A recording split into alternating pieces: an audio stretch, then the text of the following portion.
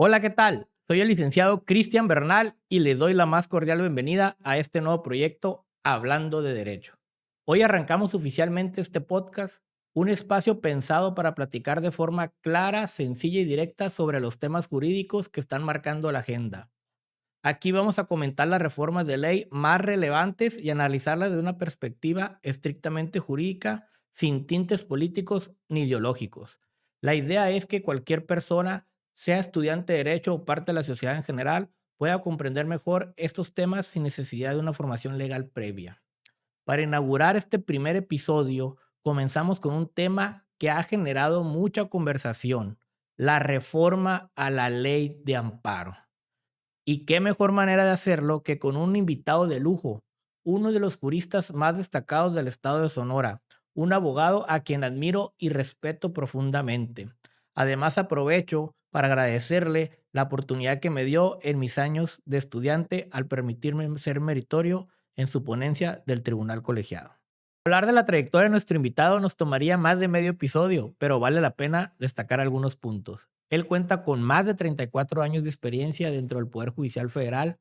Actualmente es magistrado presidente del Tribunal Colegiado en Materias Penales y Administrativas del Quinto Circuito. Tiene 2 maestrías, un doctorado y una gran cantidad de especialidades, cursos y seminario. Además, ha sido docente de Derecho en 4 universidades distintas y desde 2004 también forma de la parte docente del Instituto de la Judicatura Federal, hoy Escuela Nacional de Formación Judicial. Simplemente ha sido formador de jueces y magistrados. Su trayectoria incluye múltiples reconocimientos: abogado del año en el 2015 por la Federación de Abogados de Sonora, reconocimientos en el año 2017 y 2019 por la Barra Sonorense de Abogados, así como un reconocimiento en el 2020 por la Universidad C1 al mérito académico. No podríamos tener un mejor invitado para iniciar este proyecto y para hablar de un tema que nos importa a todos los abogados. Estamos muy agradecidos por su tiempo y su presencia. Magistrado Oscar Javier Sánchez Martínez, gracias por acompañarnos en este espacio. Muchas gracias, al contrario, agradezco la invitación y yo encantado de estar compartiendo algunas ideas con todo tu auditorio. Magistrado, pues el tema es la ley de amparo, la novedosa reforma de la ley de amparo, y quisiéramos empezar a preguntarle lo que preguntan el público en general y los estudiantes de derecho. ¿Se trataría o se trata de una reforma a la ley? ¿Es una nueva ley? ¿Cambió el procedimiento del juicio de amparo? ¿O es una reforma novedosa nada más en ciertos aspectos? Es la misma ley de amparo. Lo único que incorporaron fue algunos ejes temáticos, algunas modificaciones en rubros específicos, como el interés legítimo, como la suspensión, y trataron también, desde su idea, de agilizar el juicio de amparo, estableciendo términos donde no los veían, Ujú. restringiendo algunas figuras que se prestaban para prácticas dilatorias, pero en general es la misma estructura, la misma base, la generalidad quedó intocada, solo algunas modificaciones y adiciones. Y desde tu óptica, magistrado, ¿qué se pretendía con esta reforma? Mira, siempre las iniciativas de ley tienen una que llamamos exposición de motivos. Esto quiere decir, la persona que propone la reforma anuncia el objeto, la necesidad de la misma, lo que pretende con ella. Y en este caso, en la iniciativa de la titular del Ejecutivo, que fue quien la presentó el 15 de septiembre ¿No? del año en curso, ella lo que estableciera que era necesario acotar la procedencia de la necesidad de modernizar y mejorar el juicio de amparo, perfeccionarlo, lograr que fuera más ágil y más sencillo, de más pronta tramitación, más social, más accesible, incorporar herramientas digitales, precisar el concepto de interés legítimo, establecer plazos claros y etcétera, todo con la finalidad de modernizar, de agilizar, de mejorar el juicio de amparo que en todo momento, durante todo el proceso legislativo, fue considerado como el recurso por antonomasia de México. Así es. Magistrado, ¿usted cree que eran necesarias estas reformas? necesitamos una reforma como estas. Sí y no. Yo pienso que el juicio de amparo, como toda institución, es mejorable, Ujú, pero hay que tomar en cuenta una cosa muy importante.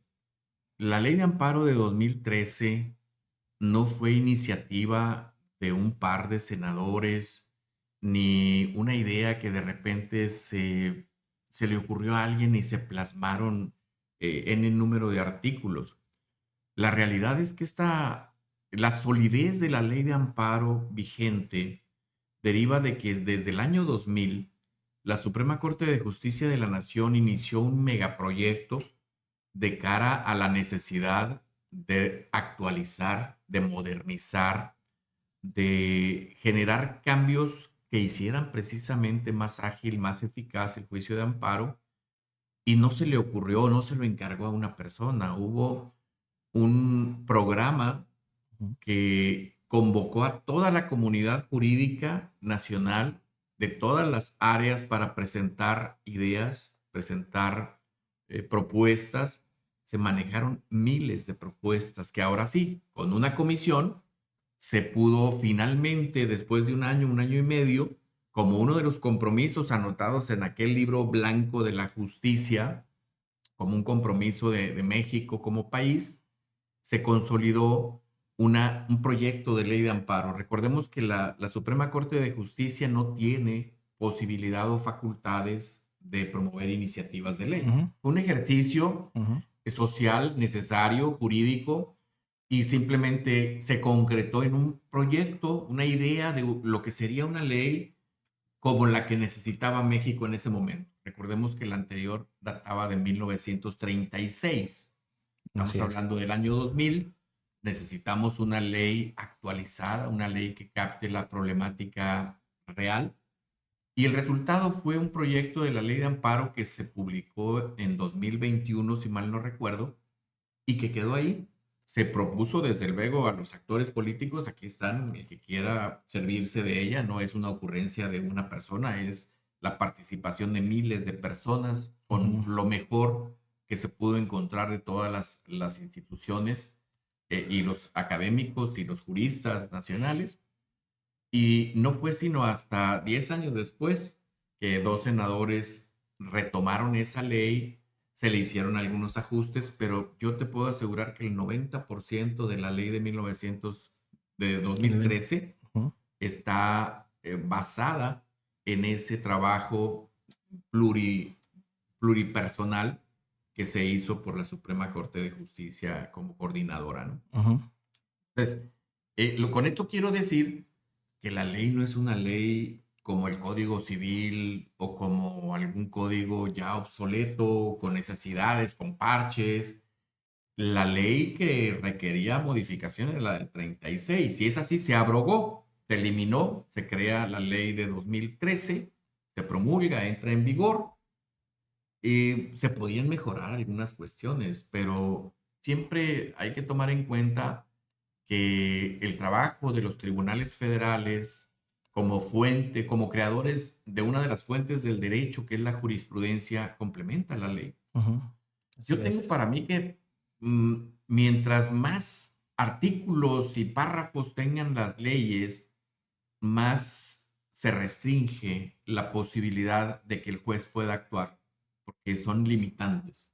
Entonces, mientras más esté precisado, mientras más situaciones estén acotadas, no dejan margen para las cuestiones diferentes que surgen El caso y que hace específico. necesario ampliar o restringir o interpretar, ¿no? Ajá, así es. Pienso por ejemplo, la cuestión digital sí es útil, sí era necesario, porque quedó simplemente como un atisbo al principio cuando se reformó anteriormente la ley, y hoy es un avance importante. Lo que es amparo digital y notificaciones electrónicas es una situación que hay que alabar de esta reforma. Oye, maestro, porque pues vemos que hay muchas críticas entre puntos buenos y puntos malos. Me gustaría pasar a una pregunta en lo particular que creo que ese es la pregunta o la crítica que se ha hecho más todavía a esta reforma, ¿no? ¿Qué opinión le da sobre el interés legítimo? ¿Cambió el interés legítimo? ¿Qué diferencia hay entre la reforma esta del 16 de octubre, esta nueva edición, un párrafo, o sigue siendo igual? Mira, con relación al interés legítimo, yo estoy convencido de que se trató de limitar el juicio de amparo para establecer como una especie de embudo, para que no estuviera tan amplio a todas las posibilidades que encierra el aducir que se cuenta con un interés legítimo y no un interés jurídico. O sea, para ponerlo en términos claros, el interés jurídico es el derecho, el facultamiento que da una norma para que uno tenga una posibilidad de exigencia frente a todo mundo para hacer prevalecer ese derecho. Yo soy propietario de un vehículo, ese derecho mío es oponible a todo mundo. Ujú. A todo mundo. ¿Por qué? Porque yo tengo el título de propiedad del vehículo. Eso es contar con un interés jurídico. En el extremo opuesto se encuentra el interés simple. El interés que tenemos todos los mexicanos de que se cumplan las leyes. Sí, pero, por ejemplo, a alguien le quitaron un artículo. Yo no puedo ir y quejarme y presentar algún reclamo en la vía civil, por ejemplo, porque no es de mi propiedad. Eh, el interés que todos tenemos en que se cumplan las leyes es un interés valioso, sí, pero se clasifica como interés simple porque no te da derecho de accionar, de promover. ¿Por qué? Porque al que sea titular es a quien le corresponde. El interés legítimo es un espacio intermedio entre el interés jurídico y el interés simple, que surge en la materia administrativa en el Tribunal Contencioso Administrativo y que permite a los gobernados más posibilidad de acción. No tengo un derecho subjetivo, pero tengo un interés específico diferenciado de los demás por la especial situación que guardo en el orden jurídico. Por ejemplo, una persona que vive en un lugar y le van a construir una gasolinera a 70 metros. O sea, su predio, su propiedad no se le va a afectar, de tal manera que no podía decir, me están destruyendo la casa o me están impidiendo el acceso. No. Sin embargo, hay un interés específico en que esa casa, esa gasolinera no se construya ahí. ¿Por qué? Porque hay normas de municipales locales que dicen en determinados casos no se puede construir un establecimiento que pueda ser peligroso a determinados metros. Por ejemplo, de una escuela o de un hospital. Entonces, esa situación, aunque no te genera un interés jurídico, sí te da oportunidad de reclamar ante las autoridades y cuando ya todo ha fracasado, acudir al juicio de amparo bajo un interés legítimo. Pero es tan amplio, por ejemplo, en materia ambiental, todo el que pueda resultar afectado con una contaminación de un río, con el establecimiento de un lugar para desechos tóxicos, etcétera, puede ir a plantear. Eso generó ciertas incomodidades, obstruyó ciertas obras Ujú. del gobierno y entonces lo que se pretende es que no en cualquier caso. Y por eso establecer requisitos específicos para que puedan las partes acceder al juicio de amparo bajo el argumento de que cuentan con un interés legítimo. Aquí es importante destacar que lo que pretendieron hacer con este acotamiento no es establecer requisitos que la Corte no hubiera reconocido. Ya la Corte había establecido, resolvió la contradicción de tesis 111 de 2013, me parece, analizó la figura y estableció 8 caracterizaciones Ujú. para decir esto es lo que se necesita para que haya interés legítimo, pero tuvo que reconocer que no podía establecer una definición o que estos son los únicos requisitos y los únicos supuestos porque son muchísimos A, las posibilidades. a ver qué hay Entonces que lo que hacer. dijo es, cada juez en cada caso va a ir determinando cuándo hay ese interés y cuándo Y no. cuando no. Por eso se tiene que confiar en los jueces. Cuando el legislador pone un concepto, haz de cuenta que tener pájaros libres en un bosque, los vas a poner en una jaulita. Y entonces eso sí es una restricción, sí es una limitación, por más que digas, es que yo no estoy poniendo más requisitos que los que estableció la Corte. La Suprema Corte estableció unos requisitos, pero dejó una cláusula abierta para que los jueces pudieran interpretar. Cuando da los elementos necesarios, entonces ya no puedes interpretar porque ya te están diciendo estas son las condiciones. Eso fue lo que alarmó a la gente, eso fue lo que alarmó a muchos juristas y generó críticas que motivaron luego una atenuación en la Cámara de Diputados, que para mí no es tan dañina la definición Ujú. como tal, pero sí es restrictiva. Yo hubiera preferido que no se estableciera y que se dejara a los El jueces ir árbitro judicial. estructurando en cada caso cuándo se da ese supuesto. Pero me parece que por ahí era la cuestión de no dejarles a los jueces esa posibilidad abierta.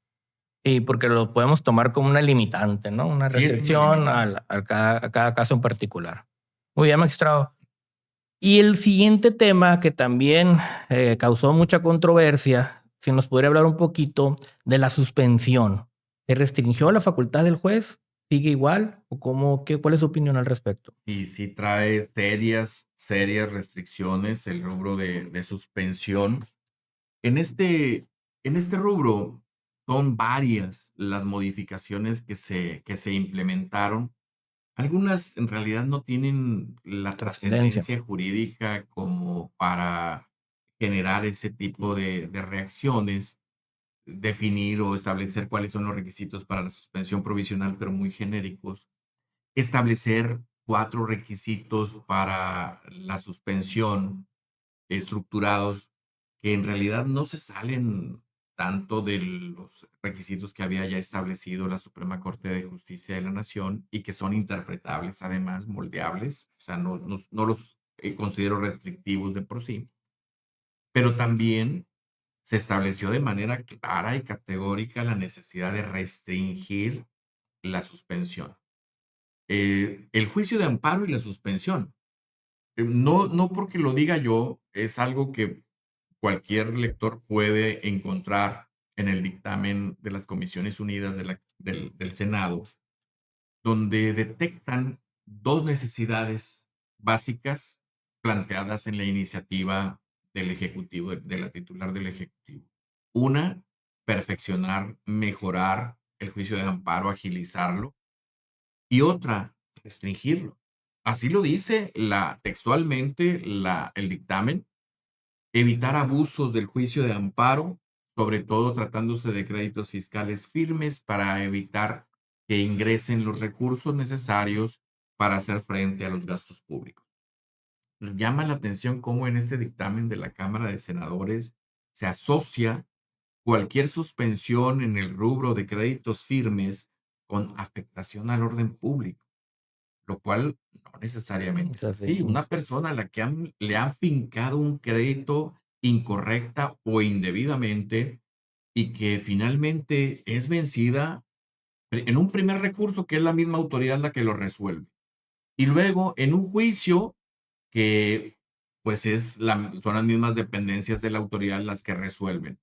Le queda una última instancia, el juicio de amparo ante el Poder Judicial de la Federación, un poder diferente, autónomo, y entonces acude con la última esperanza de que mientras se resuelve en definitiva esa injusticia que él está delatando, separen las cosas a través de la suspensión. ¿Para qué? Así Para es. que no le generen daños y perjuicios que pueden ser definitivos. Con esta suspensión, lo que se dice, no cualquier crédito, aclaremos, solamente créditos que ya hayan sido impugnados y que se encuentren confirmados, créditos firmes, y aquellos actos que deriven de impugnaciones previas o reclamaciones de prescripción que se hayan estimado improcedentes. Es decir, lo que se presumiría que ya son créditos exigibles Ujú. desde el punto de vista de la autoridad El fisco. natural. Ujú. Pero es bien diferente decir, ya son créditos que han pasado todos los filtros. Falta un filtro. Así es. Y ese filtro se está minimizando para decir, es que la autoridad ya dijo que debes, por lo tanto, tienes que pagar. ¿Qué restricciones se establecieron? Se establecieron restricciones en materia administrativa, con adiciones de algunas fracciones al artículo 129. Para mí no son criticables en sí, pero la verdad, si a mí me dijeran, se necesitaban, No, es que el orden público y el interés social, los jueces no los sacamos de la ley de amparo, ahí no están. Ujú, así es. Entonces, ¿para qué los pones en la ley de amparo como si esa fuera una necesidad? Dicen, por ejemplo, el último párrafo del 128 que se adicionó. No vayas a conceder la suspensión contra actos a los que se refieren las fracciones, los párrafos decimoquinto y decimoséptimo del artículo 28 constitucional. Bueno, yo no creo que haya un juez que conceda actos que puedan estar en esas materias sensibles y que sí la transgresión o la ejecución pudiera generar en materia de monopolios, en materia de las actividades que regulan, una afectación clara al orden público y al interés social. Ujú. Pero ahora lo ponen. Bueno, ya estaba esa materia regulada en la Constitución como una facultad del Estado, pues normalmente los jueces no tratamos de obstaculizar las facultades constitucionales del Estado, sino a proteger a la parte débil de la ecuación que es el gobernado, Que es la esencia del juicio de amparo. Ujú. ¿sí? Ahora, está la otra cuestión, eso es en materia administrativa. Está una en materia fiscal, con una restricción muy seria en el artículo 135, porque tratándose de los mismos créditos a que me he referido, ahora la suspensión solamente procede si garantizas en efectivo, o sea, con billete de depósito o con un crédito en cuenta y nada más. Y con especificaciones cada uno, no cualquier billete de depósito, no cualquier compromiso en cuenta. Estos con estas características públicos. ¿Esto qué quiere decir? Que para poder paralizar un crédito, tienes que pagarlo. O sea, pagar el monto, el importe, y entonces te peleas. Pero dices, a ver, antes, y si cualquiera de ustedes ve el artículo 141 del Código Fiscal de la Federación, por ejemplo, que te dice, hay un montón de posibilidades de garantizar el interés del fisco, no solo a través de pago, Ujú. los billetes de depósito, cuenta de garantía. Hay 7, 8 formas de asegurarle el interés al fisco. Ah, no. Tratándose de estos créditos, para poder obtener la suspensión, tiene que ser solo estos dos. Y la cuestión es que dices, bueno, ¿y qué pasa cuando es un tercero que no fue oído, que no fue notificado, que no tuvo oportunidad de defenderse, cuando el crédito era inexistente, cuando se derivó de un abuso, de una negligencia, de una extorsión, de cualquier situación que implique que en realidad él no tenía que pagar? Dice, bueno, pues que lo pague mientras se resuelve el juicio.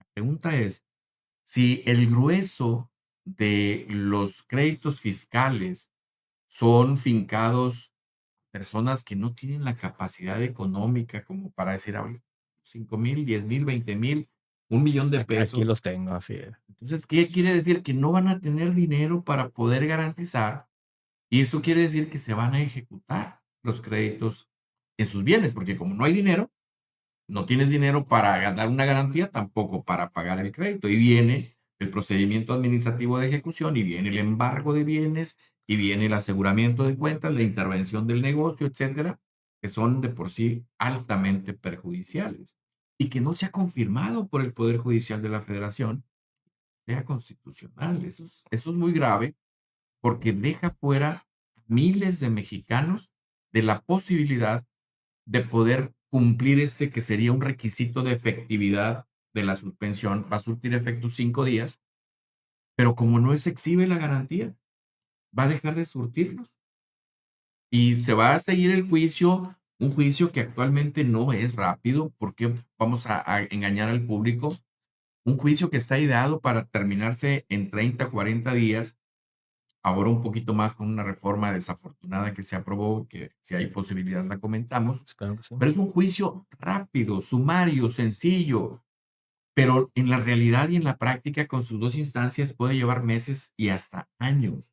Así es. Entonces, esa situación es muy grave porque por el solo hecho de encapsular el acto con determinadas características, restringe la procedencia inmediata del juicio de amparo con una reforma al 107, fracción segunda, que sea hasta que se publique la convocatoria. Antes no.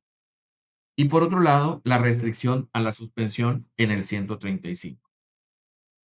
Pero otra cosa, antes de que se me pase, muy, muy importante. En el rubro de la suspensión vienen restricciones que constituyen requisitos o limitaciones fuertes al juicio de amparo. Y no debemos olvidar, esto es muy importante, sobre todo para los abogados. Para los abogados es vital, es cuestión de éxito o fracaso, así de simple. Ujú. Eh, una de las reformas que se frustró en la Cámara de Diputados fue una adición de un quinto requisito a los establecidos en el artículo 128 para la suspensión. En el último de los requisitos para que procediera la suspensión, se estimó en la iniciativa y en la Cámara de Senadores, aprobada sin moverle ninguna coma, que también sería requisito que los daños, que la ejecución del acto pudiera causar daños de difícil reparación. Dices, pues es que eso lo he oído y siempre estaba ahí. No, hay jurisprudencia del Pleno de la Suprema Corte de Justicia de la Nación que en una controversia de criterios entre las dos salas resuelve el Pleno porque una sostenía que sí era exigencia y otra que no. Y el Pleno determina que no es una exigencia el que se causen daños y perjuicios de difícil reparación. Esta situación de decir, oye, pero pues sí, sí es uno de los objetivos de la suspensión. Sigo sosteniendo que son dos las exigencias, las justificaciones de la suspensión. Por un lado, mantener viva la materia del amparo y por el otro, evitar al quejoso daños y perjuicios de difícil o hasta Sí, imposible la reparación. reparación. Así es. Eso no lo podemos cambiar. Ujú. ¿Por qué el Pleno dice, sabes qué? No lo pongamos como una exigencia de la ley, porque esa ya no está ahí. La razón tiene que ver con el principio de definitividad. Hay abogados que jamás les va a llegar esta iluminación de leyendo la ley, pero en realidad de los cambios implementados con relación a la suspensión, se extiende el impacto a la procedencia del juicio de amparo, la procedencia del juicio mismo. Ya no estamos viendo la preocupación de no me van a paralizar el acto. Es al final, después de haber perdido todas las instancias, en el último medio de defensa que me queda, ni siquiera van a analizar el fondo, porque por virtud del principio de definitividad que está contemplado en el 107 constitucional, que está consagrado en el 61 fracción vigésima, y que dice que como el amparo es una extrema ratio, es un medio extraordinario de defensa, primero hay que acudir a la instancia ordinaria. Correspondiente. Ya que no haya podido obtener lo que se buscaba en esa, entonces queda como último recurso el juicio de amparo. Pero por lo mismo, si el gobernado no sigue ese orden y primero va al juicio de amparo antes del recurso, el juicio de amparo es improcedente. La fracción vigésima establece una excepción tratándose de actos de autoridad no jurisdiccional y jurisdiccional también, que consiste en que queda relevado del principio de definitividad, de agotar la instancia ordinaria, si para acceder a la suspensión del acto, el medio recurso procedente exige mayores requisitos que para la suspensión. Entonces, ¿dónde está la cuestión tan importante que destaco? Si en los últimos criterios de la Suprema Corte y de los tribunales, de los plenos regionales, se estuvieron preguntando si se establecían mayores requisitos o no para el juicio contencioso administrativo federal. Finalmente, la puntilla que detuvo la posibilidad de acudir de inmediato al juicio de amparo es que la ley del procedimiento contencioso administrativo, la federal, exige que se causen daños y perjuicios de difícil reparación. Entonces, si la ley de amparo no, entonces eso quiere decir que hay una Una diferencia diferencia y, grande. y que tiene implicaciones. Ahora con los acotamientos, por ejemplo, para la suspensión tratándose de créditos fiscales firmes. Si el artículo 69 de la Ley de Justicia Administrativa establece muchas variables para poder garantizar el crédito fiscal y conceder la suspensión. Ahorita hay jurisprudencia que establece que la ley, si es la ley local, sí establece mayores requisitos que la ley de amparo. Sabemos que es por la cuestión del lapso que tiene para resolver el magistrado, pero supongamos que hubiera una reforma y digan, ¿sabes qué? Ya vamos a poner el mismo lapso que resuelva dentro de 24 horas o de inmediato. Y hay que tener en cuenta que si esta situación lo que hace es establecer mayores requisitos a la ley de amparo y que quedaran menores en el procedimiento ordinario, entonces cambia toda la dinámica. Y es por eso es muy importante, no podría yo analizar ahorita casos en abstracto, Ujú. pero es muy importante que los abogados y los litigantes vean de qué manera impactan las exigencias, condicionamientos y requisitos que se establecieron tratándose de la suspensión a la procedencia del juicio de amparo. Si no lo analizan y se van a las buenas de Dios, corren mucho riesgo. Sí, sí, maestro, porque uno está pensando en llegar al juicio de amparo, pues a expensas de que la autoridad federal lo proteja, ¿no? Pero eso que acaba de comentar se me hace muy interesante porque pocas veces lo vemos, ¿no? Pensamos que la suspensión siempre por default va a tener a lo mejor menos requisitos y ahora no. ¿No? Y aparte, hay jurisprudencias que dices, es que la jurisprudencia 159 del 2015 dice, sí, pero la jurisprudencia es la interpretación de la ley. Y Así es. ante un cambio radical de la ley, la Sí, ya no jurisprudencia tiene ya no puedes buena aplicarla validez. porque cambió la ley interpretada. Eso es Así muy es, importante. así es, maestro. Muy bien. Magistrado, y para que no se nos pase este tema, ¿usted qué opina sobre las reformas ahora recientemente aprobadas? ¿Va a ser más expedito? ¿Hay más celeridad en las resoluciones del juicio de amparo? ¿O vamos a estar prácticamente en los mismos términos? Mire, en ese rubro, yo sí tengo mis reservas.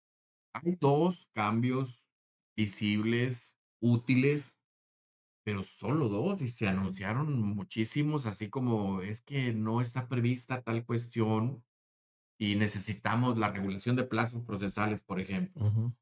Me parece que quien estuvo detrás de la reforma, de la implementación de la propuesta, de verdad deja mucho que desear en cuanto a su conocimiento, no solo jurídico, sino práctico. O sea, porque hay reformas que tienen toda la intención de mejorar, pero que llevan al extremo total y radicalmente opuesto, y de manera grave.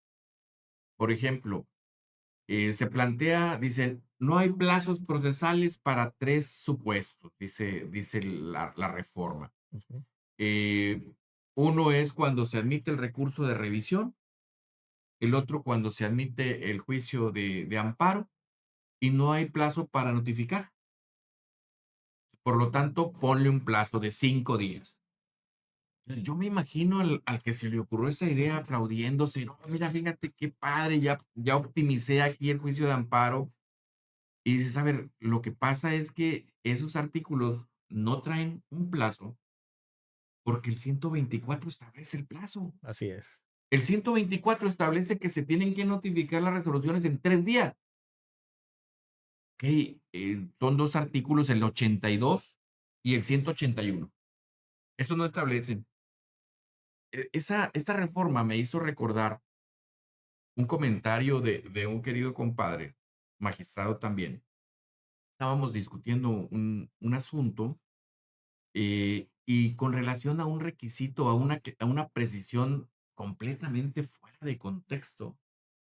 Comenta y se me recuerda al dueño de aquella mercería de pueblo, que pone un letrero en su mercería diciendo, se venden listones de todos colores. Y abajo, también hay amarillos. O sea, ¿cómo? Aquí hay que establecer un plazo en los artículos 182 y 181 porque no dice nada. ¿Por qué no lees el 124? Que te Así dice que es. son 3 días. Así es. Si no lo dice ese artículo, te vas a la regla general.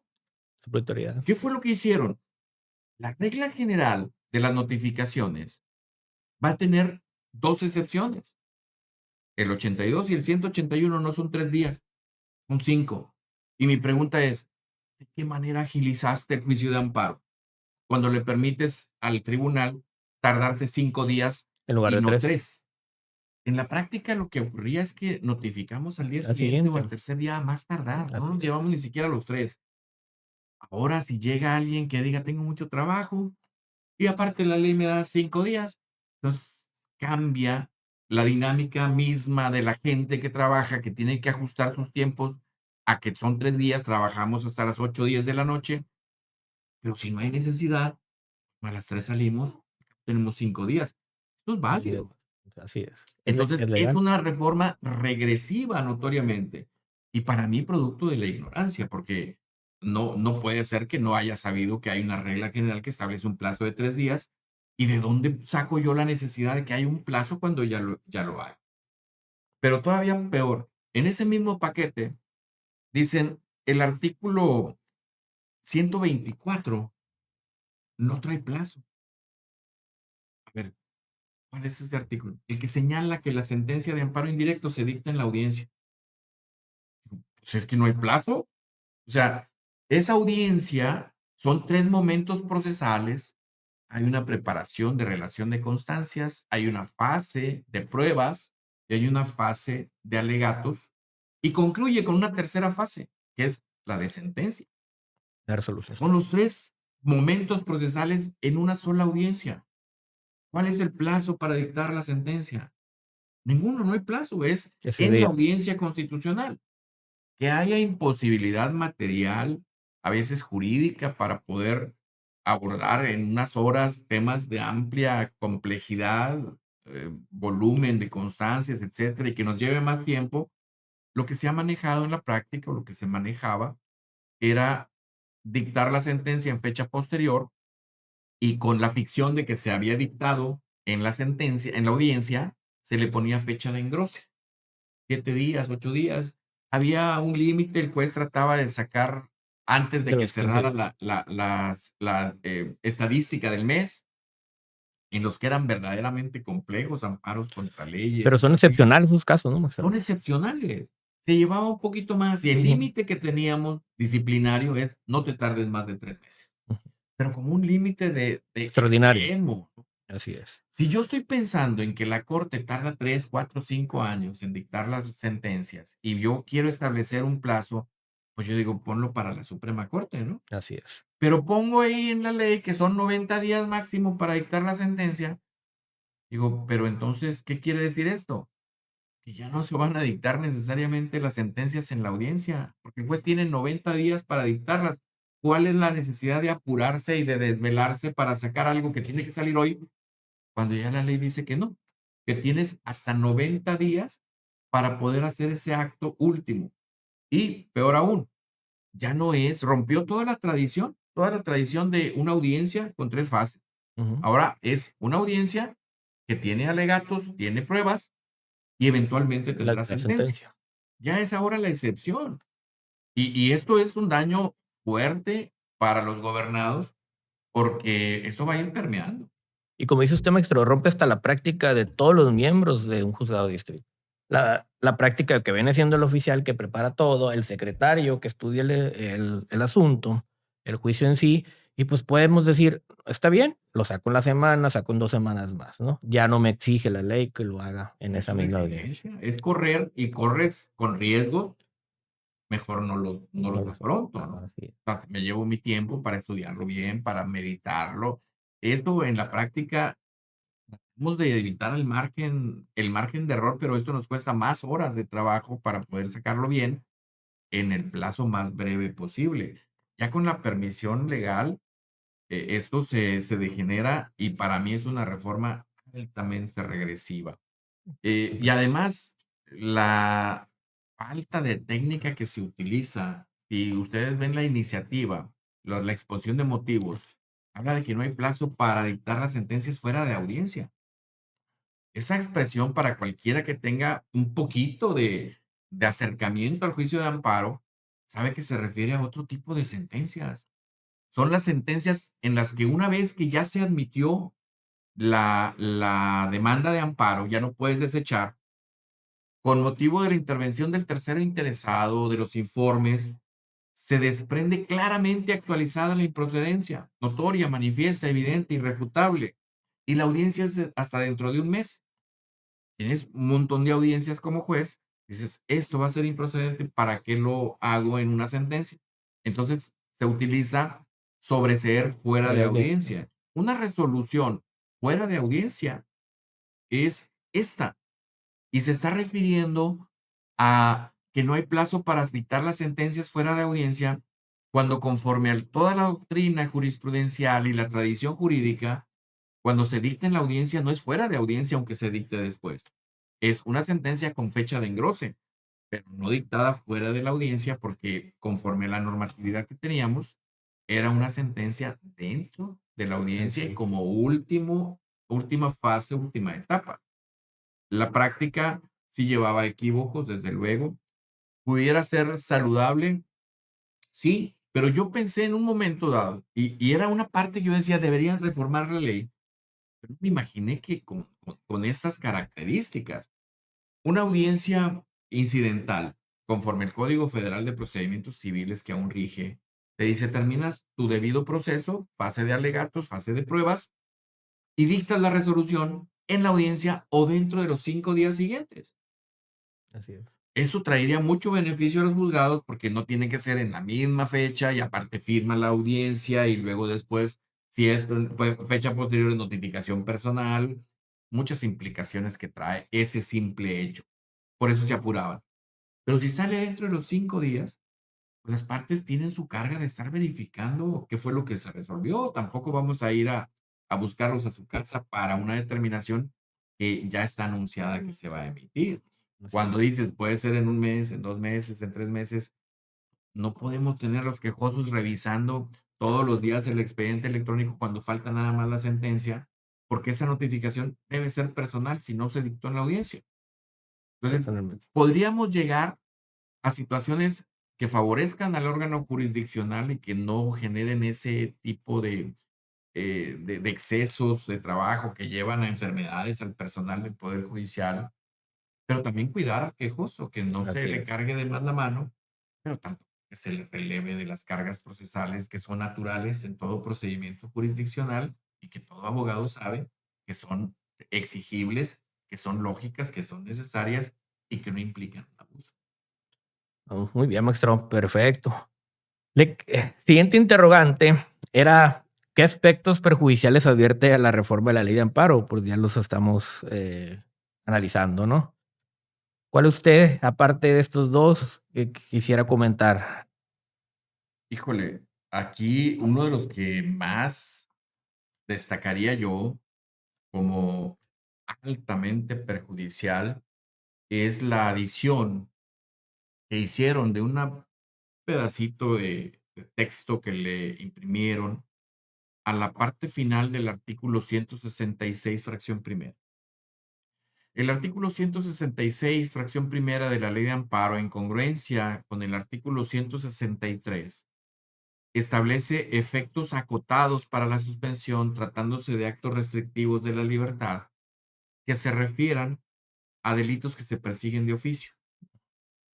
Entonces dice, cuando el delito se persiga de oficio, son medidas cautelares, orden de aprehensión o cualquier otra limitativa de la libertad.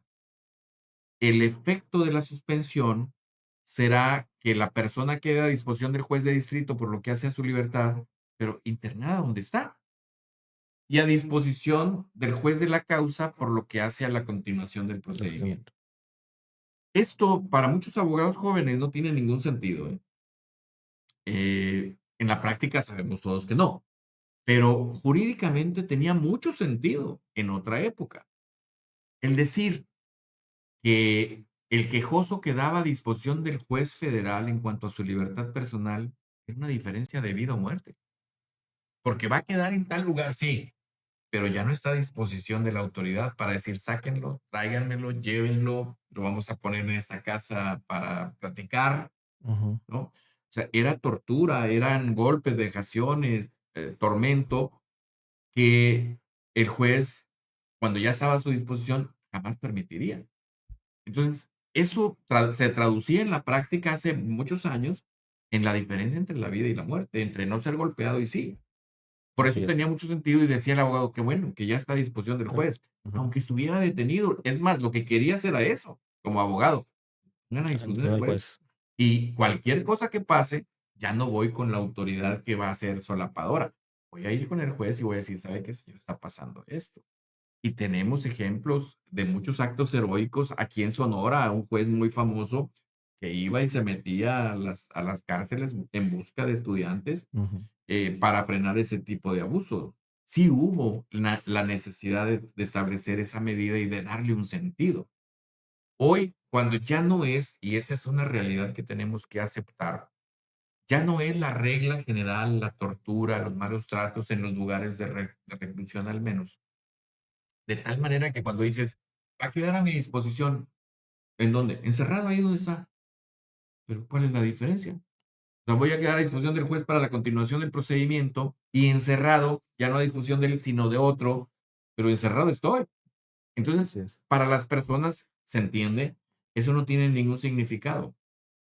Lo tuvo en su tiempo para nosotros los abogados, para las personas en realidad no.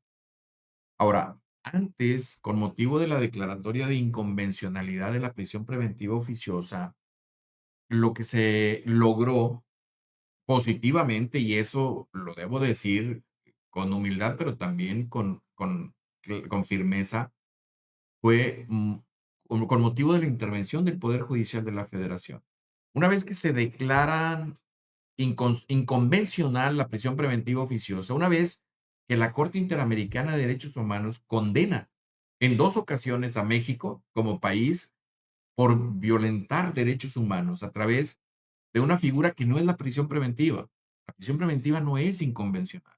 Lo que es inconvencional es que por el hecho de que esté el delito en un papel, bueno, en el máximo papel, en la Constitución, entonces ya quiere decir que hay necesidad de cautela. Dices, a ver, no importa el delito, lo que hay que ver es si hay realmente una necesidad de cautelar el proceso a las víctimas, a los ofendidos o a la sociedad con esta persona estando en la Libre, calle. libertad. Ujú. Cuando no se actualiza ninguno de los riesgos, no importa el delito. Sea, no habría necesidad de esa medida extrema para la Suprema Corte y para la Corte Interamericana y para todos los tratados suscritos por México. Es un caso de excepción. Es algo que debe evitarse utilizar y solo cuando no hay remedio, cuando no hay otra opción, cuando todas las medidas, 15 al menos, Lo garantizan. establecidas en el Código Nacional como alternativas, no van a funcionar.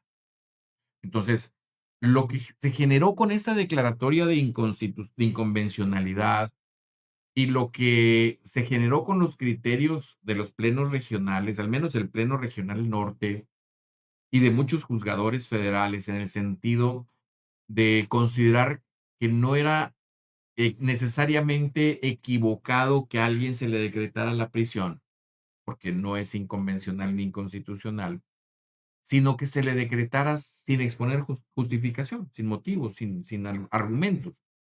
Entonces, a pesar de que se tratara de un delito de prisión preventiva oficiosa, en la práctica los jueces, tanto federales como locales, lo que hicieron fue justificar la aplicación de la medida, con razones que luego iban a poder ser sujetas a debate y finalmente de verificación de los Análisis. juzgados o de los tribunales de amparo.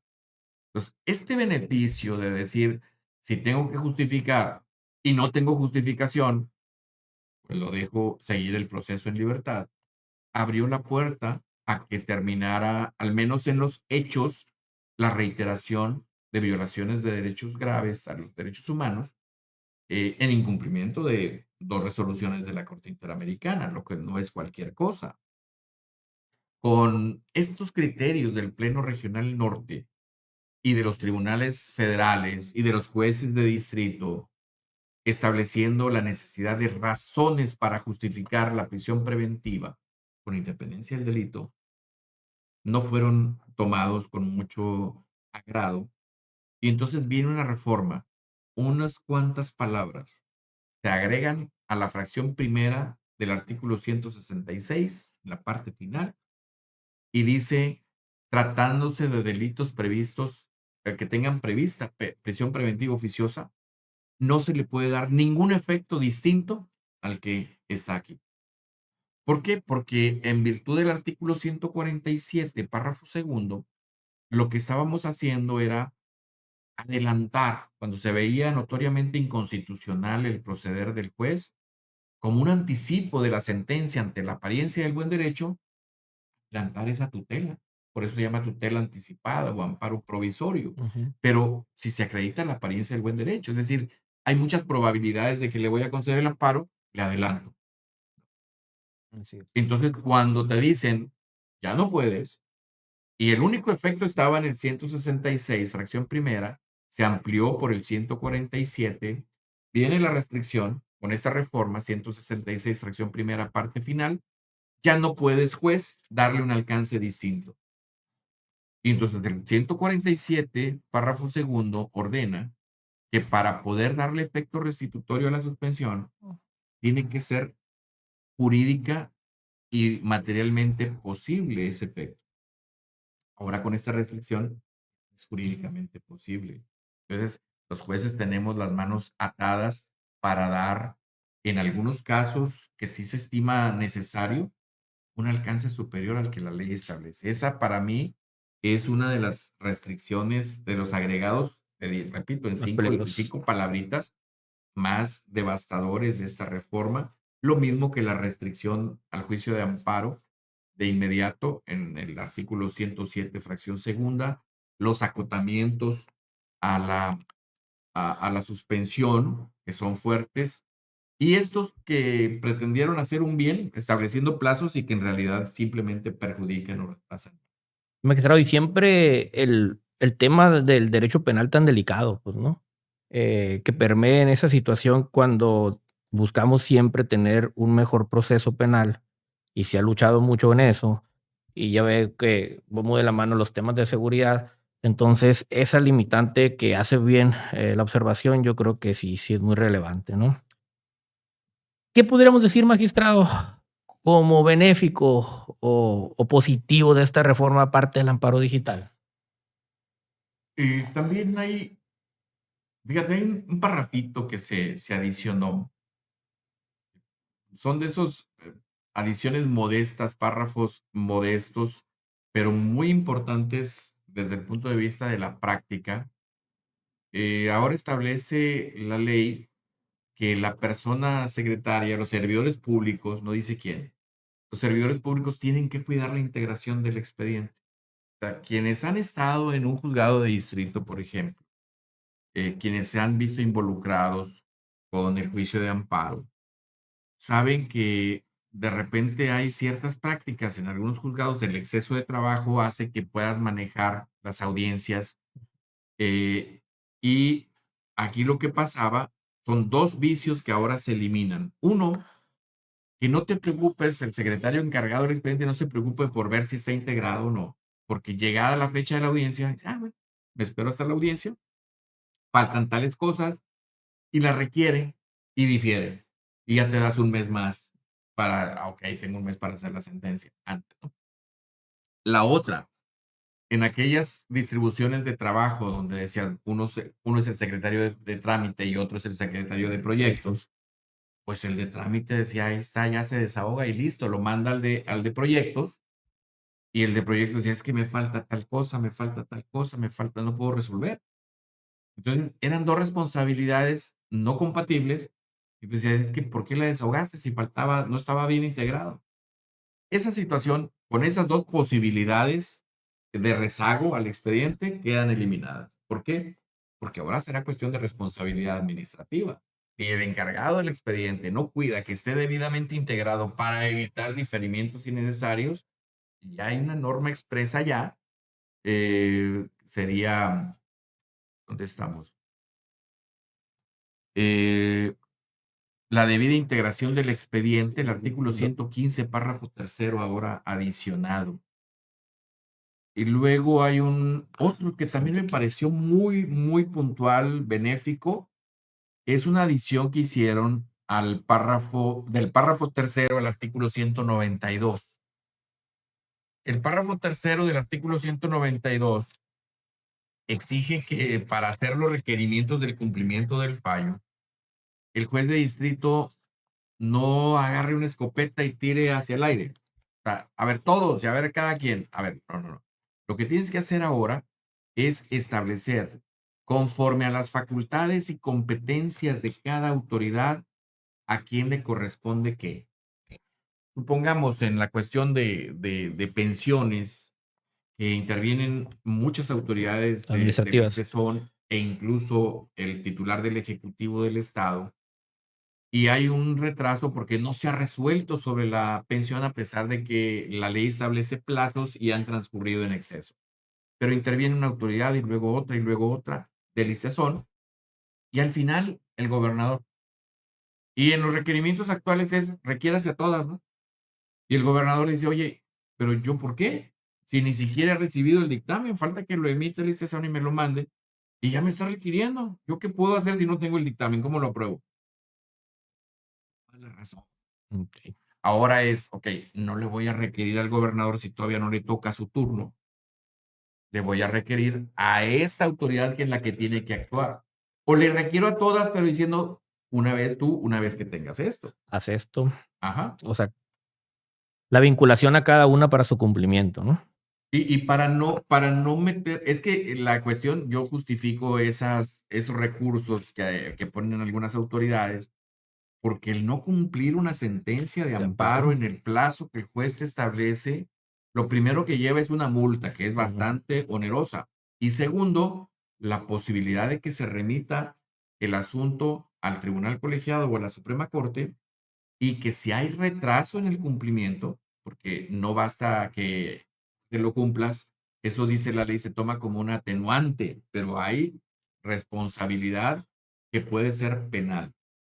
Entonces, no es cualquier cosa, por eso sí genera esa inquietud y me parece que esta adición pequeña pero sólida es bastante positiva y sí era necesaria, sí es útil. Y al final de cuentas, magistrado, eso no le perjudica al quejoso, ¿no? Es nada Para más nada. meramente, inclusive yo creo que hay un beneficio, ¿no? Para que sería a la autoridad que debe de responder, pues, Sí, ¿no? porque mira, cuando yo estoy convencido de que responsabilidad de muchos es responsabilidad de nadie. Así O es. sea, como cuando alguien le decimos, a ver, ¿quién de ustedes trae tal cosa, no?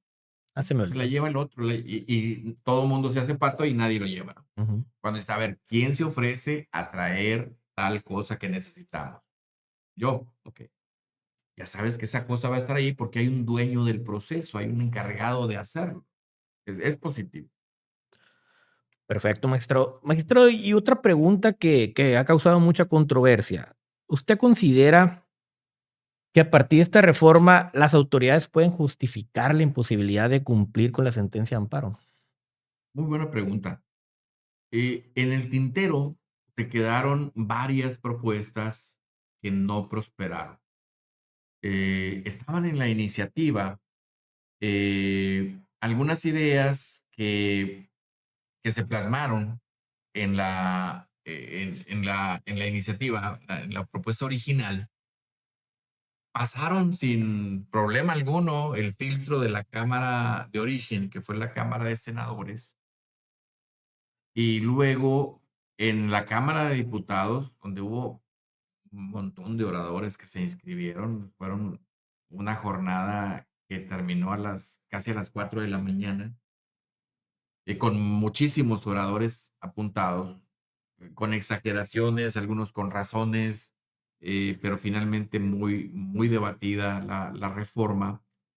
Lo que pretendían era que en 3 artículos, que son el 262, el 267 y el 269, se estableciera las autoridades no van a incurrir en responsabilidad si hay imposibilidad jurídica o material para el incumplimiento.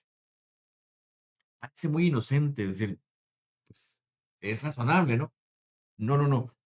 La creación de las leyes, la emisión de las sentencias, siempre tiene un contexto y está vertida dentro de una idiosincrasia. Tú dile a una autoridad mexicana, pero si hay imposibilidad, no. Ah, bueno, No, no lo no. hago. Y después aduzco, hay una imposibilidad. Ejemplo claro. hay que pagar algo que no está presupuestado, hay que devolver un impuesto y dices, no tengo recursos, un ayuntamiento. No lo Hay hago. imposibilidad de cumplimiento. A ver, no hay imposibilidad de cumplimiento, hay dificultad para el cumplimiento. No lo puedes porque no tienes dinero, pero eso lo tendrás que pedir en tu presupuesto Para el año del año que siguiente. entra, Ujú. porque no hay imposibilidad de cumplimiento. Oye, es que aquí no puedo hacer esto por tal razón. ¿Cómo es que puedes hacer esto otro? Puedes hacerlo de esta manera. La idea actual es que el juez, que es el instructor del procedimiento, verifique si en realidad hay una dificultad jurídica, una dificultad o imposibilidad material, o no hay materia para el cumplimiento. Autoridad, tráeme las pruebas. Oye, es que no puedo cumplir. Justifícamelo. Desde 1977, el Pleno estableció la autoridad responsable puede demostrar y justificar la imposibilidad del cumplimiento. Ya está y está en el diario de todos los jueces de distrito. Ujú. No van a sancionar a una autoridad cuando hay imposibilidad de cumplimiento. Recibimos frecuentemente del juez incidentes de inejecución para que revisemos imposibilidad de cumplimiento. No se van a la yugular a las autoridades. Si no se puede cumplir, voy a declarar que hay imposibilidad y lo mando al tribunal colegiado para que revise si en realidad es así. Nadie está Debe obligado a lo tener un imposible. filtro adicional.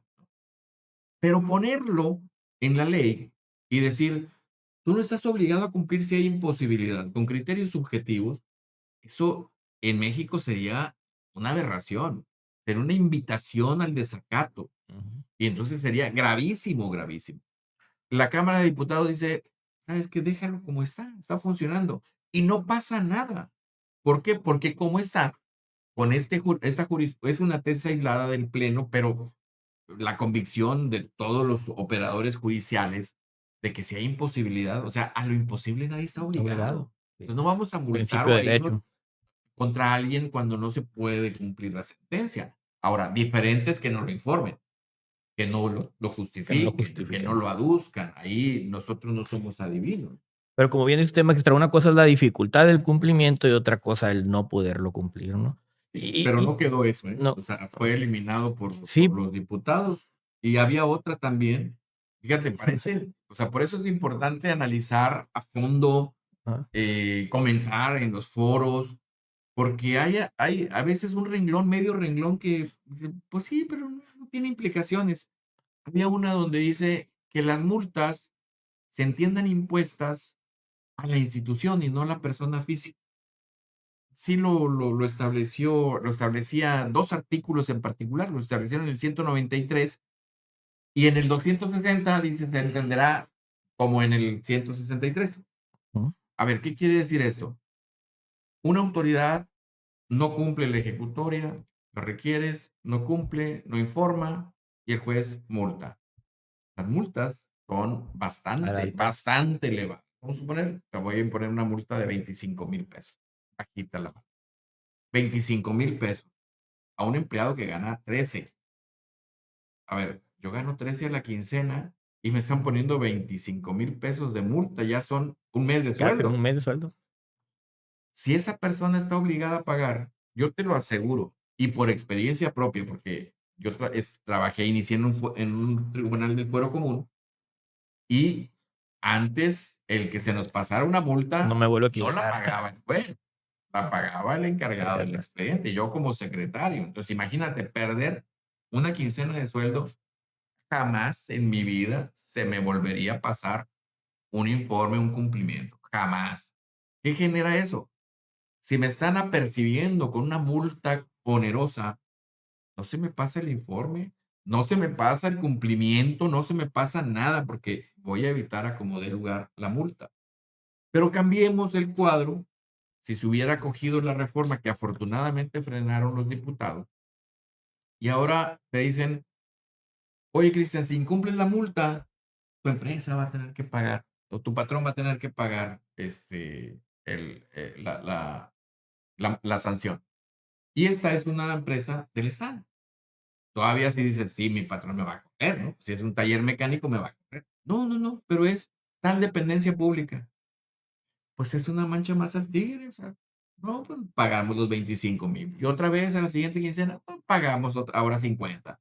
Y ahora pagamos No sale de mi 200. bolsillo. Esto es un hecho en Así nuestra es. idiosincrasia. Entonces, que se haya frenado esto tan aparentemente inocente es altamente significativo para justificar la celeridad en el trámite del cumplimiento de la Sí, maestro, porque, por ejemplo, en ejecutivo, que las autoridades cambian 3 años en los ayuntamientos, iban a esperar a que pagara el siguiente administración.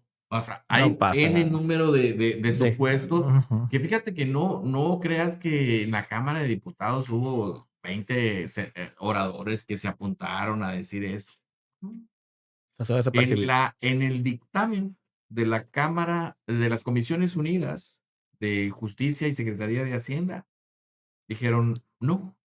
En la comisión lo plantearon y en la comisión lo eliminaron. No pasó al debate, porque ya estaba filtrado. Estos cambios a los que me estoy refiriendo, la multa institucional Ujú. y no personal, y el establecer esa posibilidad de aducir imposibilidad de cumplimiento, no pasaron No comisión. prosperaron. Excelente, maestro. Magistrado, y por último, como una conclusión, desde su vasta experiencia, ¿nos queda de ver esta reforma? Yo creo que sí. O sea, si ya voy a estar con las mangas arremangadas y metiéndome al barro, pues de una vez es todo, ¿no? Ujú. A mí me llamó mucho la atención porque de las primeras cuestiones que brotaron ahí con motivo de la ley de 2013 es la cuestión de la competencia para conocer en amparo directo de las resoluciones dictadas por el Tribunal Federal de Justicia Administrativa.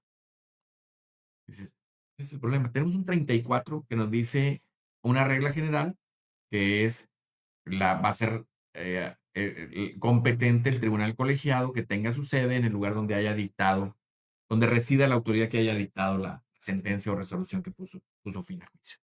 Ah, perfecto. Un segundo párrafo. A ver, espérame. Pero en materia agraria y en materia contenciosa administrativa federal, si tienen ejecución, entonces será el tribunal colegiado del lugar de ejecución. Mm. Esto trajo un impacto tremendo, ¿eh? Parece también esas cuestiones que dices, sí, pero es muy sencillo. No, no, no.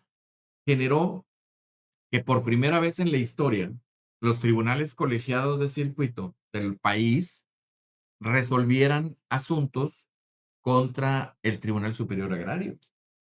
¿Por qué? Porque como era el Tribunal Superior Agrario con residencia en la Ciudad de México, solo conocían del amparo directo contra sentencias dictadas en el recurso de revisión agraria los tribunales colegiados del primer circuito en materia administrativa. Nada más. Además no teníamos experiencia en ese rubro. Ahora cambian y es donde se vaya a ejecutar, pues la mayoría de los actos de las sentencias tienen ejecución, no son simplemente declarativas. Y entonces todas esas son en el lugar de residencia del tribunal donde se va a ejecutar o del lugar donde se va a ejecutar la sentencia. Nos trajo un trabajo muy importante porque son sentencias del Tribunal Superior Agrario y desconocido, pero pues tuvimos que atorarle en su momento. Pero con relación al Tribunal Federal de Justicia Administrativa, y puede ser, por ejemplo, que la ejecución, habiendo resuelto el Tribunal de Ciudad Obregón, que es el que corresponde en Sonora a Hermosillo, tenga que ejecutarse en San Luis Río Colorado. Y San Luis Río Colorado es la única ciudad que no corresponde a la competencia de los tribunales colegiados de Sonora. Por la cercanía, conoce Mexicali. Mexicali.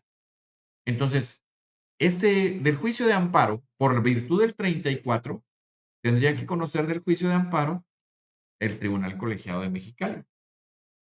La cuestión es, a ver, junto con el juicio de amparo directo, que puede tener sentido mixto, también cabe la posibilidad de que la misma sentencia agravie al fisco o a la autoridad. Y la autoridad no tiene juicio de amparo, como para irse a un amparo adhesivo o a otro amparo. La autoridad tiene a su favor el recurso que se llama de revisión fiscal, previsto en el artículo 104 constitucional. Ujú. Entonces, el quejoso, el gobernado, el actor, promovió amparo directo y la autoridad promovió Amparo en revisión fiscal. la revisión fiscal. y dices, a ver, ¿qué le mando a quién? Porque la competencia para la revisión fiscal no cambió. Ujú. Entonces, el Tribunal de Hermosillo conoce de la revisión fiscal y el Tribunal de Mexicali del amparo directo. Y la primera pregunta, ¿a quién le mando los autos? Eso nada más se tramitan en un expediente original. Dices, bueno, pues sácale copia certificada y mándaselo al segundo. Ok, ya le mandaron a uno copia certificada y el otro tiene los autos originales. El problema es cómo se van a resolver. Y hay veces que, como se resuelve la revisión fiscal, hace improcedente el amparo, Ajá. o como se resuelva, el amparo deja sin materia la revisión fiscal. Se generan resoluciones contradictorias o imposibles. Entonces, ante esa situación, en una jurisprudencia, primero tesis aislada, después jurisprudencia, la segunda sala explicó y dijo, no se puede. Entonces, el competente es el lugar donde resida la autoridad que emitió la resolución, no donde se va a ejecutar. Entonces, vean cómo eso trae técnicamente una aberración jurídica, porque la ley dice una cosa y la jurisprudencia dice lo contrario, y los jueces tenemos que acatar la ley, a Órale. pesar de que la ley es fuente primaria Ujú. y la jurisprudencia es solo fuente Interpretación. supletoria, su Ujú. interpretación. Para evitar eso, lo que llamamos un diálogo entre el legislativo y el poder judicial, ya la Corte estableció razones por las cuales no puede ser así ese artículo. Lo que hace de inmediato el legislativo es una reforma y se ajusta, se corrige, se establece un sistema jurídico alineado. Se perfecciona. Estamos hablando de 2013 y estamos a 2025. Pregúntame si ha estado en alguna de las 8 reformas a la ley de amparo. Y ni siquiera en debate. Ni siquiera el debate, ni siquiera una iniciativa, ni siquiera un diputado que diga, oiga, ¿por qué no cambiamos? ¿Por qué no metemos el 34 para corregirlo y quitar de ahí? Lo único que tienen que hacer es quitar el juicio contencioso administrativo federal, porque se va con la regla general. Ujú. Y quizá acotar, en el caso del artículo 34, como quedara, tratándose del juicio agrario, el lugar de ejecución, y si no tiene ejecución, entonces el lugar donde resida la autoridad responsable ordenadora, como esa precisión. Tenemos un hueco enorme también en problemas de acumulación y de separación de juicios que están regulados por jurisprudencia. Y nos están diciendo, oye, no hay esto, y lo vamos a meter. Te estás preocupando por lo que sí está en jurisprudencia y no en la ley, pero no ves todo lo que tendrías que ver. O sea, es una reforma carrereada que tenía por objeto limitar y acotar el juicio de amparo y meterle de una vez algo también para decir, mira, también queremos perfeccionar el juicio. Yo así lo considero en lo personal y objetivamente. Y vemos los dictámenes y vemos las intervenciones. Hay 15 menciones a una persona de deudor fiscal Servidor en fiscal. el debate. Y de perdida 20 referencias a que el amparo se está utilizando para proteger criminales, para proteger de gente de determinados partidos o determinados despachos. Pues bueno, si en el debate un argumento central es que el amparo se estaba utilizando para fines desleales, ¿por qué no ver en realidad cuál es el margen de acción si deriva de las leyes o deriva de otra situación que hay que afrontar? Pero no cambiar la ley y restringir, porque entonces por esas personas que pudieran ser identificadas por nombre y apellido, si tú Ujú, quieres, y ujú. decir son 20 o son 50, y nada más que cuántos millones de mexicanos son, o para que nos dejen con estas restricciones por acotarlo para 20. Eso es lo que Así me es. parece que es bastante lamentable. Sí, es lamentable, creo, Maxito, también que se politizó una reforma que pudo haber sido una reforma sustancial jurídicamente para en otros temas, ¿no? Como los que acabo de comentar. Sí, y hay otros, hay varios puntos que quedan pendientes, varios que no debieron haber tocado, como estos de los términos, en ninguno de los 3 artículos que se cambió, Ujú. algunas que no eran necesarias porque ya la Corte había establecido Sus criterios. puntualmente los criterios que están rigiendo, y otros que implican una franca regresión y además que nos colocan, por ejemplo, esta reforma, el artículo 166, nos colocan como candidatos a nuevas sentencias condenatorias de la Corte Interamericana. O sea, cuando nosotros vemos, dice, ah, caray, ya tenemos 3 sentencias, híjole, pero bueno, hay otros que tienen muchas más, ¿no? Es el consuelo, ¿no? Ujú. Y resulta que con esta situación, la forma como se ha visto en la práctica el excesivo abuso de la prisión preventiva por algunos jueces, nos coloca en grave riesgo de volver a sufrir otra condena y yo la verdad no veo voluntad para que se realicen las reformas que el sistema interamericano nos está exigiendo como país. Y peor aún, siento que se le están amarrando las manos a los jueces que son los que podrían, si no el legislador, los juzgadores, tratar de atemperar un poquito los efectos de algunas normas excesivas que se han considerado ya por la Suprema Corte de Justicia de la Nación y por la Corte Interamericana de Derechos Humanos como violaciones de derechos humanos, que no es cualquier cosa, sino es algo que tenga que ver con política o que tenga que ver con el derecho mismo. O sea, es una cuestión de jus cogens, o sea, de obligación internacional del Estado. Muy bien, pues magistrado, como siempre, un lujo escucharlo. ¿Algo que quisiera agregar, magistrado? Porque podríamos estar horas y horas con usted aquí. Siempre, la verdad, es muy grato escucharlo en todos los temas que tienen que ver y sobre todo, pues, en este nuevo tema de la ley de amparo, ¿no? Fíjate que cuando yo comentaba, ya se habían anticipado algunas reformas a la ley de amparo de 2013. Me invitaron en algunos foros a tratar de explicar, no todo, ¿no? Igual que ahora, no todo, algunos puntos aislados, a lo mejor desorganizados. Y yo decía, miren, va a cambiar esto, va a cambiar aquello, va a leerlo. Y la típica idiosincrasia del mexicano, ¿no? Cuando se publique la leo, ¿no? Ujú. Y al final terminaba yo mi presentación diciendo, por último, quiero que llamarles la atención sobre esto, el transitorio que está proyectado en las iniciativas. Esta ley entrará en vigor al día siguiente de su publicación. Digo, normalmente una ley procesal nueva te da 60, 80, 120, 180 días, 8 años, como el Código Nacional de Procedimientos Penales, dependiendo de la dificultad de implementación. Pero esta no es una ley nueva, es una ley que nació en 2000. En el año 2000, 2001 ya se conocía, se publicó por la Suprema Corte. Entonces, el legislador está partiendo de que ya todo mundo conoce la ley, no tienes que, no es un producto nuevo y que por lo tanto lo vas a poder aplicar al día siguiente. Ojo con eso, porque en los juzgados, en los términos, en su vida día a día, lo que va a pasar es que al día siguiente entra en vigor, ya te sujeta un plazo, una exigencia y vas a presentarlo y te vas a equivocar.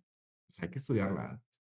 Y llamó mucho la atención este comentario que fui haciendo, de tal manera que la gente se puso a estudiar un poquito esos efectos del desconocimiento de una norma. Esta ley trae, a diferencia de la inmediata anterior, fíjate que la inmediata anterior fue como unas cuestiones introducidas y 20,000 distractores. Así, nosotros nos fijamos en la ley, la reforma de marzo de 2025. Dices, ¿qué cambió? Y empiezas a leer uno, otro. Género, cuestión de género nada más. En lugar de la jueza, la persona juzgadora de Ahora, distrito. El ministro o la ministra, ¿no? Todas las reformas, el 98% de las reformas son en este tenor. Y dices, pues entonces no me preocupo, ¿no? Y de repente ahí metieron la prohibición de efectos generales a las normas, al amparo contra normas, la prohibición de efectos generales a la suspensión en amparo contra leyes. Dice, o sea, era de alta trascendencia y nos pasó de noche. Pues son distractores que hay. Yo pienso que aquí lo fundamental era restricciones en materia administrativa y tributaria. Se cometieron errores muy fuertes. Uno último, para también compartirlo, no se aprecia a simple vista, las actividades reglamentadas. Suspensión contra actividades reglamentadas. La fracción 17 del artículo 129 adicional. Hubo debate, se escucharon voces, dijeron, no, hay que atemperarlo. Entonces, una cuestión que todos los jueces hacemos todos los días sin necesidad de norma, la meten en norma y la meten mal. Porque yo te puedo asegurar, Cristian, que no hay juez de distrito. No puede haberlo, y si no, se le cae en una queja de inmediato ante el colegiado.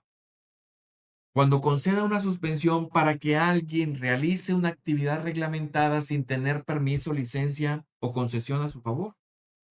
Yo, por ejemplo, me interesa vender mariscos.